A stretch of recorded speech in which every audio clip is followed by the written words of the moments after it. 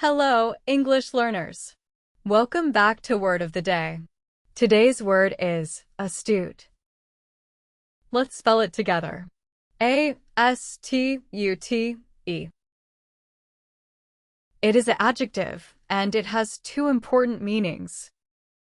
Meaning 1. One possessing keenness of mental discernment, perception, and understanding. Shrewd. Meaning 2. Too perceptive in matters relating to one's own advantage or interests. Example 1. She was an astute businesswoman who knew exactly when it was time to make a move.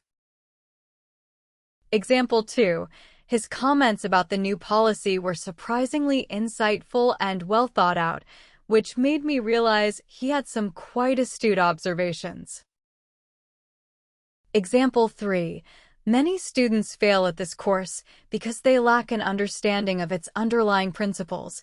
It's vital to have a good grasp before starting any serious study in this area.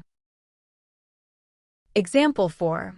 It's not surprising that many people underestimate her abilities after seeing the casual outfit she wore on stage, but he knows she's very astute.